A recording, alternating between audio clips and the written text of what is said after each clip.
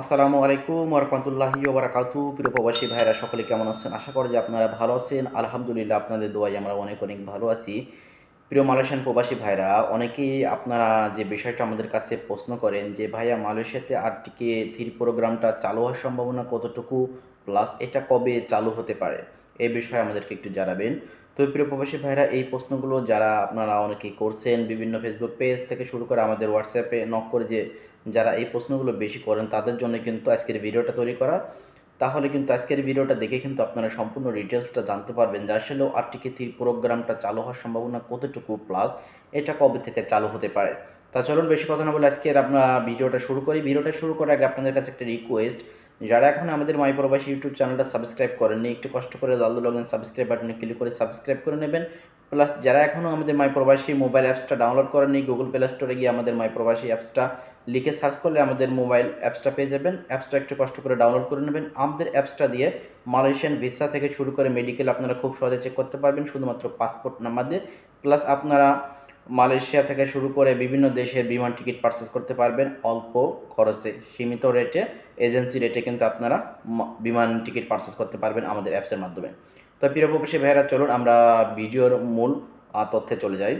তো প্রিয় প্রবাসী ভাইরা, আরটিকে 3 প্রোগ্রামটি চালু হওয়ার সম্ভাবনা এখানে আমরা আপনাদেরকে কিছু সাধারণ কিছু আপনাদেরকে কিছু বোঝাইতে চাই। সেটা হলো গিয়ে যে যেহেতু বর্তমান মালয়েশিয়া সরকার কিন্তু অলরেডি যে সুযোগটা দিয়েছে যে মালয়েশিয়াতে যারা অবৈধ প্রবাসী আছে, বাংলাদেশি, ইন্দোনেশিয়া, পাকিস্তানি, নেপালি থেকে শুরু করে যারা অবৈধ প্রবাসী আছে মালয়েশিয়াতে দীর্ঘদিন ধরে আছে, বা নতুন আপনার ট্যুরিস্টে আছে, বা আপনার কলিং ভিসা আছে, কোম্পানি থেকে লারি হয়ে অবৈধ হয়ে গেছেন, তাদেরকে কিন্তু অলরেডি মালয়েশিয়া সরকার থেকে কিন্তু যে একটা সুযোগ করে দিয়েছে যে আপনারা চাইলে শুধুমাত্র 500 রিঙ্গিত জরিমানা দিয়ে কিন্তু বাংলাদেশে বা যার যার দেশে চলে যেতে পারবেন। তো এই সুযোগের ভিতরে কিন্তু মালয়েশিয়া সরকার বা মালয়েশিয়ার যে মানব সম্পদ মন্ত্রী আছে, তারা কিন্তু এখনও এরকম কোনো বৈঠক করেনি যে তারা নতুন করে আবারও মালয়েশিয়াতে থাকা অবৈধ শ্রমিকদের বৈধ করার কোনো সুযোগ দেবে। তো এখন মনে করেন যে ধরতে গেলে কিন্তু এরকম সুযোগ মনে করেন যে নেই বলতেই চলে, বা তারা কবে থেকে দেবে এরকম কোনো সিদ্ধান্ত বা এরকমও কোনো তারা আপনার মিটিং এখনও করে নাই।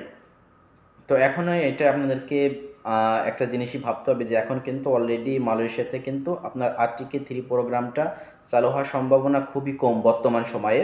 তো এটা নেক্সটে আপনার কবে চালু হবে এটাও কিন্তু তাদের যে আপনার জয়নিং মিটিং আছে, এই মিটিংয়ের পরে কিন্তু এটা মনে করেন যে সিদ্ধান্ত হবে যে আসলেও তারা মালয়েশিয়া থেকে আরটিকে 3 প্রোগ্রামটা চালু করবে কি না, বা কবে করবে, অথবা তারা কি আরটিকে 2 প্রোগ্রামটায় কি আবারও নেক্সটে কি মেয়াদ বাড়াবে কি না, এই সম্পূর্ণ ডিটেলসটা কিন্তু তারা যে কোনো পরবর্তীতে যে কোনো মিটিংয়ের মাধ্যমে কিন্তু জানিয়ে দেবে। যেহেতু বর্তমান একটা সুযোগ রয়েছে যে দেশে যাওয়ার, এই সুযোগটা চালু থাকার ভিতরে কিন্তু তারা এরকম কোনো সিদ্ধান্ত নেবে না। যেহেতু মালয়েশিয়াতে কিন্তু এখনও অ্যাভেলেবেল শ্রমিক কলিং ভিসা আসছে, অনেক শ্রমিকই কিন্তু এখনও মালয়েশিয়াতে কিন্তু এখনও কাজ পায়নি বিভিন্ন কোম্পানিতে। তো তার ভিতরে কিন্তু তারা কিন্তু এরকম কোনো সিদ্ধান্ত নেবে না যে আরটিকে 3 প্রোগ্রামের মাধ্যমে তারা নতুন করে আবার বৈধ হওয়ার সুযোগ দেবে। হয়তো যে সুযোগটা চালু রয়েছে বর্তমান আপনার দেশে যাওয়ার যে সুযোগটা, এই সুযোগটা যখন অফ হয়ে যাবে, অফ হয়ে যাওয়ার পরে তারা পরবর্তীতে হয়তো তাদের শ্রমিক গণনা করবে। গণনা করে যদি তারা দেখে মালয়েশিয়াতে তাদের শ্রমিক সংকট রয়েছে, তখন তারা হয়তো একটা চিন্তা ভাবনা করে হয়তো যে কোনো একটা প্রোগ্রাম চালু করতে পারে। হতে পারে ওইটা আরটিকে 3 অথবা যে কোনো আদার্স অন্য প্রোগ্রামও চালু করতে পারে। তো অবশ্যই আপনারা এই প্রোগ্রামটা কবে চালু হবে বা কবে থেকে চালু হবে এটা কিন্তু পার্সোনালি আমি অথবা কেউ আপনাকে পার্সোনালি বলতে পারবে না যে সামনের বছর, সামনের মাসে, এভাবে কিন্তু পার্সোনালি বলতে পারবে না যতক্ষণ পর্যন্ত না মালয়েশিয়া সরকার, মালয়েশিয়া গভর্নমেন্ট থেকে কোনো জয়নিং মিটিং করে তারা কোনো সিদ্ধান্ত মিডিয়া অথবা আমাদেরকে জানায়। তো আশা করি যে আপনারা বুঝতে পারছেন। অনেকেই আছেন বিভিন্ন এজেন্ট অথবা বিভিন্ন আপনার যারা ভুয়া এজেন্ট বলেন, বিভিন্ন ট্রাভেলস অফিস, অনেকেই কিন্তু বিভিন্ন কথা আপনাদেরকে বলে থাকে। তারা আপনাকে আরটিকে 2 প্রোগ্রাম অথবা আরটিকে 3 প্রোগ্রাম সামনের মাসে কি নেক্সট মাসে চালু হবে, এরকম কিন্তু আপনাদেরকে বিভিন্ন আপডেট নিউজ দিয়ে থাকে। দিয়ে তারা কি বলে যে আপনার পাসপোর্টটা দ্রুত আমাদের অফিসে পৌঁছে দিয়ে যান, প্লাস ডিপোজিটের জন্য 500-1000 যা পারেন দিয়ে যান, তাহলে যখন কোনো প্রোগ্রাম চালু হবে আমরা আপনার পাসপোর্টটা খুব দ্রুত ভিসা লাগিয়ে দেব। তো আপনারা এরকম ভুয়া নিউজ অথবা যারা এই ধরনের কথা বলে তাদের থেকে আপনারা দূরে থাকবেন, কেননা তারা আপনাদের কাছ থেকে ভুয়া কথা বলে আপনাদের টাকা পয়সা সব হাতিয়ে নেবে, হাতিয়ে নিয়ে কিন্তু আপনাদেরকে কোনো কাজ করে দেবে না। তো আপনারা যদি আপনাদের পাসপোর্টে যারা অবৈধ আসেন, যদি আপনারা ভিসা করতেই চান, তাহলে আপনাদেরকে অপেক্ষা করতে হবে প্লাস মালয়েশিয়াতেও কিন্তু বর্তমান অনেক জায়গায় বিভিন্ন ধরনের বড় বড় অভিযান চলছে। আপনাদেরকে এর ভিতরে কিন্তু খুব সাবধানে চলাফেরা করতে হবে। আপনারা এর ভিতর একটা কথা মাথায় রাখবেন, এর ভিতরে কিন্তু আপনারা বিভিন্ন বড় বড় শপিং মল বলেন, বিভিন্ন জায়গায় যেখানে কিন্তু ফরেনার বেশি থাকে ওইসব এলাকা থেকে আপনারা যাতায়াত থেকে বিরতি থাকবেন, কেননা যে এলাকায় বেশি ফরেনার থাকে ওই এলাকায় কিন্তু বেশি অপরাধী অভিযান বেশি চলে।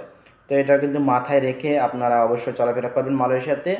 আর এটা অবশ্যই আপনার যার যার নিজের আপনার রিজিক ভাগ্যের উপর নির্ভর করে আসলে কার কখন কি হয়ে যায়। তো যারা আসলে অনেকেই মালয়েশিয়াতে থাকার ইচ্ছুক, অবশ্যই আপনারা সাবধানে থাকবেন। সাবধানে থাকার ভিতরে যদি আপনার যদি রিজিকে থাকে মালয়েশিয়াতে, তাহলে যদি নেক্সটে কোনো প্রোগ্রাম যদি চালু হয় ভিসা করা, তাহলে নেক্সটে প্রোগ্রাম চালু হওয়ার পরেই কিন্তু আপনারা বিভিন্ন মিডিয়াতে জানতে পারবেন যে মালয়েশিয়াতে প্রোগ্রাম চালু হয়েছে, প্রোগ্রামে ভিসা করতে পারবেন।